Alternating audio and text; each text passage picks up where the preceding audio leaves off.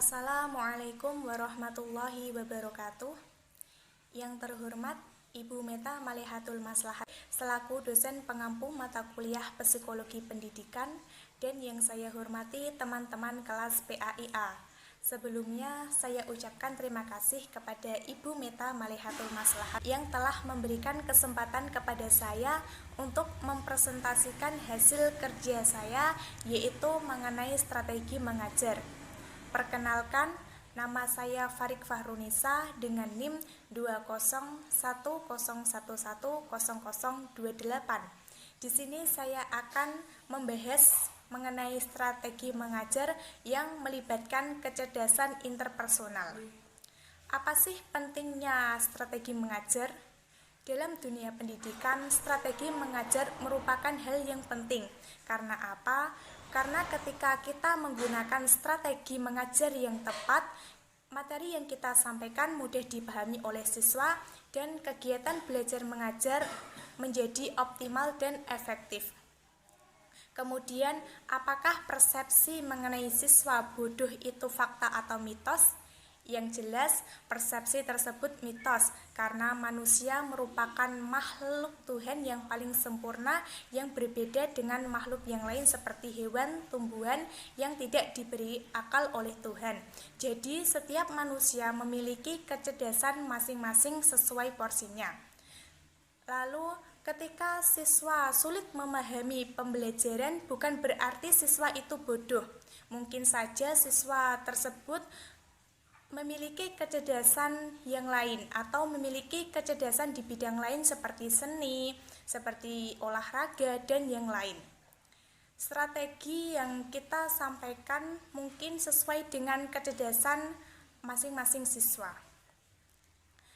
Jadi siswa yang sulit memahami materi yang disampaikan mungkin dipengaruhi oleh beberapa faktor. Salah satunya yaitu dari strategi mengajar yang diterapkan di sekolah. Jadi, kita sebagai seorang guru harus memiliki strategi mengajar yang tepat diterapkan kepada siswa tersebut. Bisa jadi ketika guru menerangkan, siswa tidak mendengarkan. Karena ketika guru menerangkan, bisa jadi siswa itu tidur ataupun melamun. Jadi pada kesempatan kali ini saya akan menjelaskan mengenai strategi mengajar yang melibatkan kecerdasan interpersonal. Strategi mengajar yang melibatkan kecerdasan interpersonal. Kecerdasan interpersonal merupakan kecerdasan yang melibatkan interaksi dengan orang lain. Siswa dengan kecerdasan interpersonal dalam memahami proses belajar itu lebih suka berinteraksi dengan orang lain, di mana siswa yang memiliki kecerdasan ini suka berorganisasi, suka berelasi, dan kegiatan-kegiatan yang melibatkan orang lain. Pada kali ini saya akan membahas mengenai strategi mengajar yang melibatkan kecerdasan interpersonal. Strategi mengajar yang melibatkan kecerdasan interpersonal yang pertama yaitu kerja kelompok. Kerja kelompok merupakan aktivitas yang dilakukan secara bersama-sama yang melibatkan interaksi kebersamaan antar siswa dalam menyelesaikan suatu masalah atau membuat suatu karya. Strategi ini digunakan untuk meningkatkan interaksi antar siswa. Penerapan strategi mengajar kerja kelompok yaitu guru menugaskan siswa untuk berkumpul dengan kelompoknya masing-masing. Kemudian guru memberikan arahan tugas secara jelas kepada siswa dan siswa mengerjakan tugasnya secara berkelompok.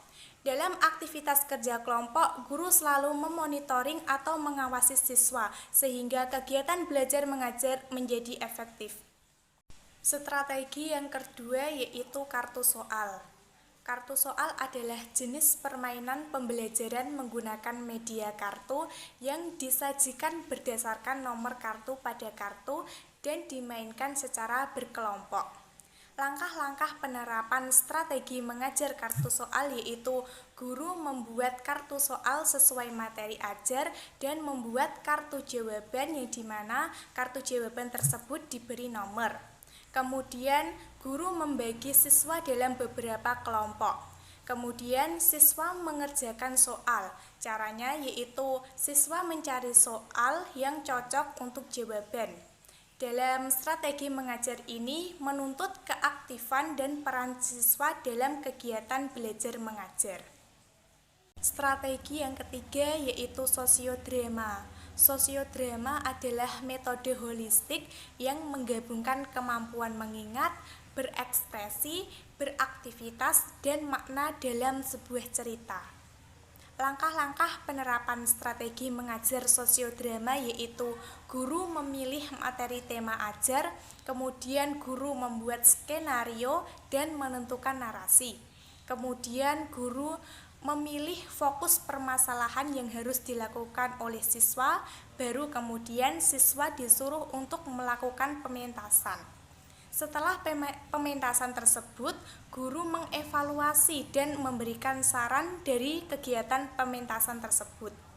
Dalam aktivitas strategi mengajar ini, menekankan siswa itu kerjasama dalam sebuah peran tokoh.